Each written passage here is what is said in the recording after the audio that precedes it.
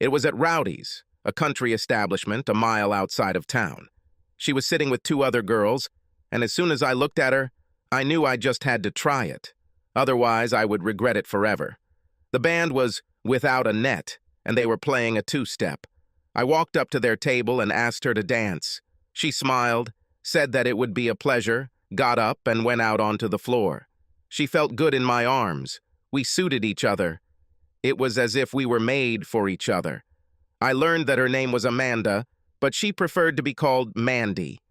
The deuce ended, and the guitarist said, "Everyone hits the dance floor for the electric slide." Slide was followed by Tush Push, and we stayed in the room for both songs. The group then took a break, and I walked her back to her table and her friends, and she invited me to join them. I was introduced to Pam and Shelley, and they found out I was Augustus Weaver, but I preferred Augie over Augustus. Mandy asked, "What brings Augie Weaver to the roadie on this beautiful summer evening?" "I just wanted to dance tonight." "You wanted to dance but came without your girlfriend?" "I don't have one, but I don't need it to dance." "Why don't you have a girlfriend? Is there something wrong with you?" "No, as far as I know. I just travel a lot and am never here long enough to get into a relationship." "What do you do that makes you travel so much?" "I sell weapons and constantly go somewhere to make sales or train people on our products." It was a complete lie. In fact, I was Sergeant Augie Weaver, serving in the Army and having 3 days leave. But I learned from personal experience that the local ladies were not very kind to soldiers, probably because when they were interested in a guy, he was transferred to another unit, and they were left behind. Before they started digging any further, I asked them what they did, and Mandy told me that they were nurses at a local hospital who wanted to relieve the stress of working with the sick and suffering and have a little fun. Before the conversation could go any further, the group returned, and Shelley said, "My turn," and we went out onto the floor. After that, I had to let Pam have her turn. When I brought Mandy back onto the floor, she asked, "Am I losing you to these sluts?" "Hardly. When I walked through the door and saw you, for some reason, I immediately knew that you were the one I should be with. When I approached the table to ask you to dance, I was scared to death that you would refuse.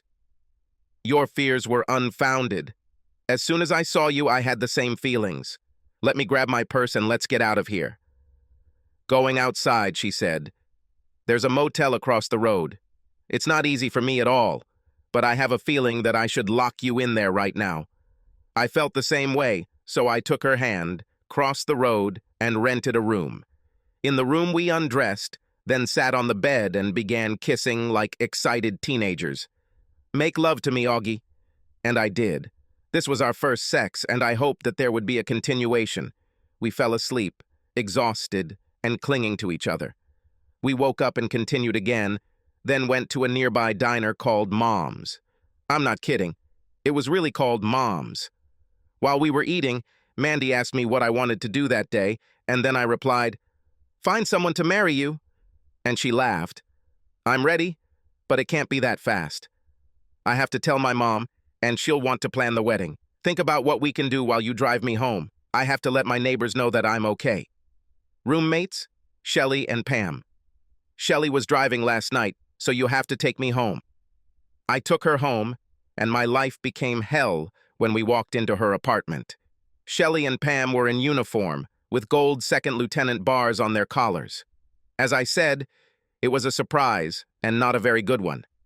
I looked at Mandy and said, "I thought when you said you were nurses at the local hospital, you meant the county hospital." For our service, the official hospital is the local hospital. Give me a minute to change, and then we can go. She left the room, and as soon as she left, I turned to Shelley and Pam and told them, "Tell her that I'm very sorry and that I will never forget her." I turned and left. Why? Because Mandy was an officer and I was a soldier, and the Army would never allow us to have a relationship. It hurt. It hurt a lot.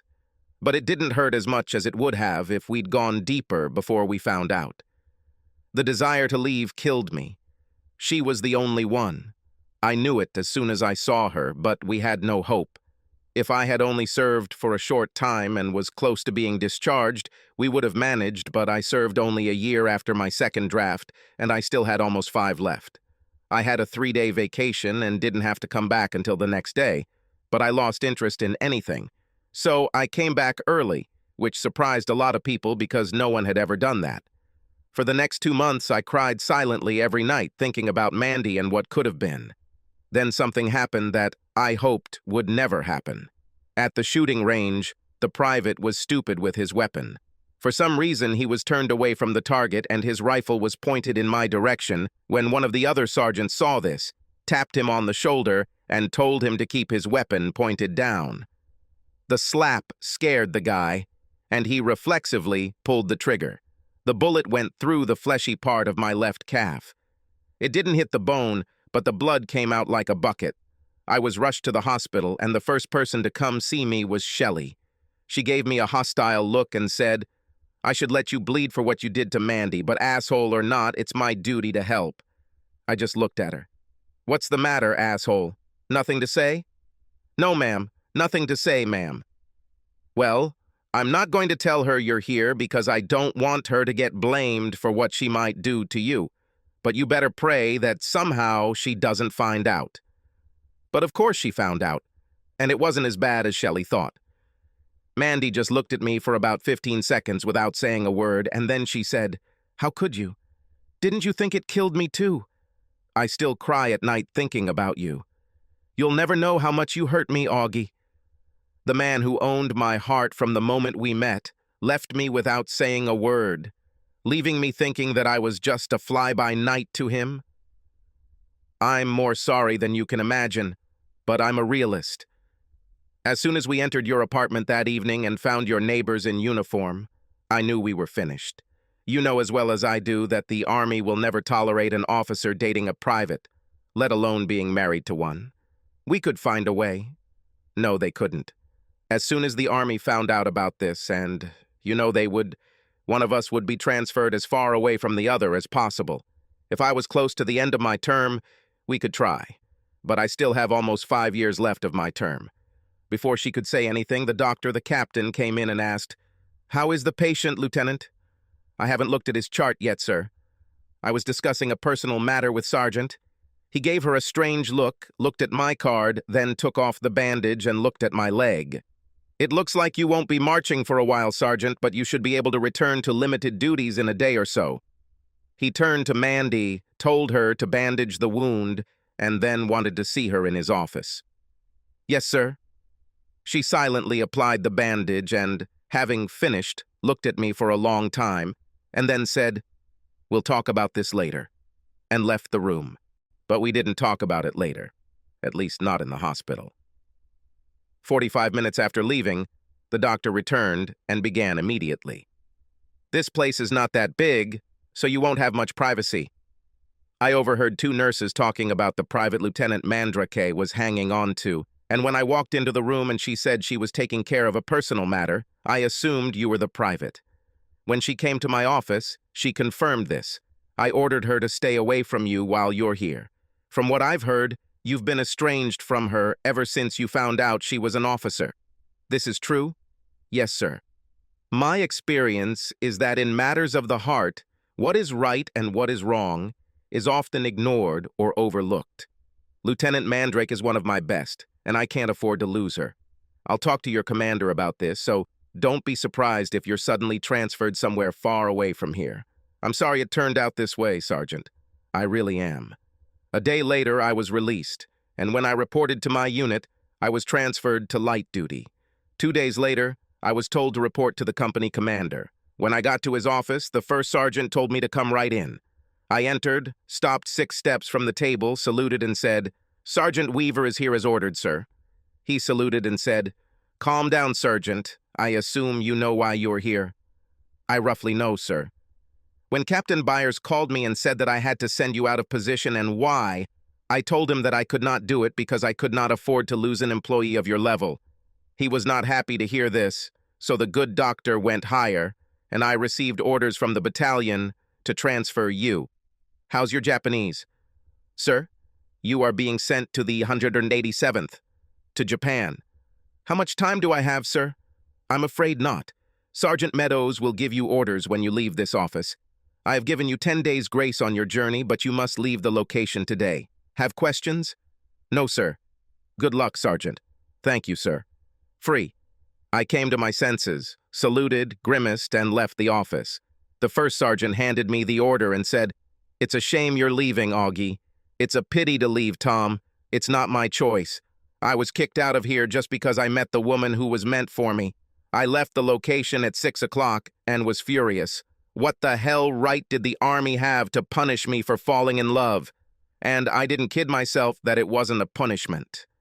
When I arrived at my next unit, I had no doubt that my new commander would be thinking, what kind of a freak is this Weaver, since he was kicked out of the unit and sent to me? I'll have to be on my guard. By the time I picked up my car from where I had to park it, I decided to say, "Fuck you, Army." I called the number I had for Mandy, and Pam answered. "This is Augie, Pam." "Is Mandy busy?" After a couple of seconds, "Augie?" "Yeah, baby." "I just received an order to transfer me to Japan. Dr. Byers wants me to be as far away from you as possible. My orders give me a 10-day delay in travel, and I would like to spend this time with you if possible." "You're sure?" "I don't want to cause you any trouble. I'll accept whatever trouble they want to give me if I can spend time with you." "At Rhodey's in half an hour. See you there?" I went to the Beta V because they had weekly rates, got a room, and then put on my civilian clothes. I was waiting for Mandy when she arrived at Rowdy's, and she ran into my arms. We had a drink and then went to the motel. We made love and talked and made love and talked for 8 days, and then I got on a bus to Fort Lewis, Washington. On the bus, I thought about our conversations. We were both realistic.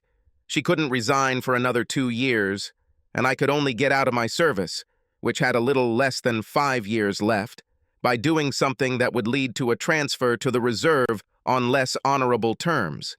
And I wouldn't do this. In the end, we decided that we would endure and get together whenever possible. As a conscript, the Army didn't care what I wanted, but as an officer, Mandy could request assignments and sometimes even get them. We decided that as soon as I found out where I would serve, I would inform her about it and she would try to get an assignment somewhere closer to me. We had a hard road ahead of us and we knew it, but under the circumstances, it was all we had. When I arrived at Fort Lewis, I was told that it would be 17 days before the next ship sailed for Japan. Since I was temporary and not permanent staff, I was able to get a pass almost every night, and I reported this to Mandy. She agreed to take a vacation and spent 10 of those 17 days with me. 2 days after she left, I found myself on the USNS Marine Lynx, bound for Japan.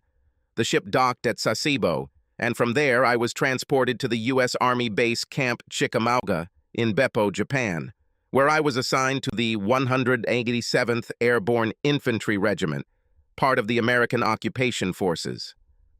After settling in, I texted Mandy, told her where I was, and crossed my fingers and prayed that she would get a transfer to a U.S. Army hospital in Tokyo. My fears about the consequences of the punishment turned out to be unfounded.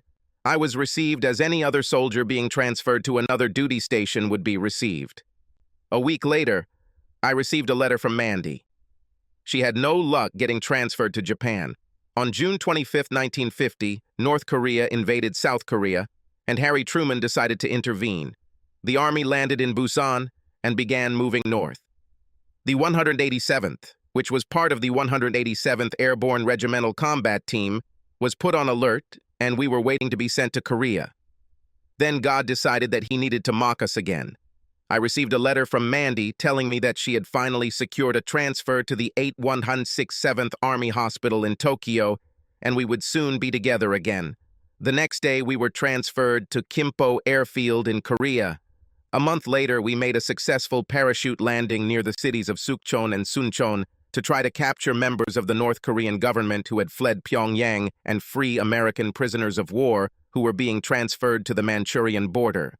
None of these goals were achieved, but it all ended with the battles of Suwon, Wonju, and Yinye. Then we were removed from the front line and sent to the rear to be re-equipped. I received a letter from Mandy telling me she was in Japan, and I was thinking about seeing if I could get injured badly enough in my next flight to be sent to hospital in Japan. But luckily, I pulled my head out of my ass before doing such a stupid thing. On Good Friday, March 23rd, the 437th Airlift Wing, flying C-119s, dropped us off at Munsan-ni. We were landed to create blocking positions to cut off the Chinese and North Koreans, who were retreating after fighting for the Pusan perimeter.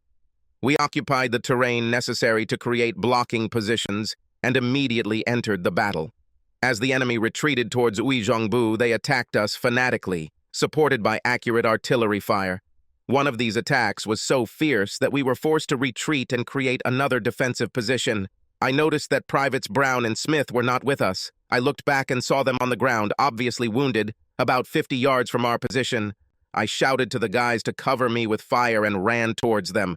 Smith was clearly the worst of all, so I picked him up on my shoulder, carried him to our position, and then returned for Brown.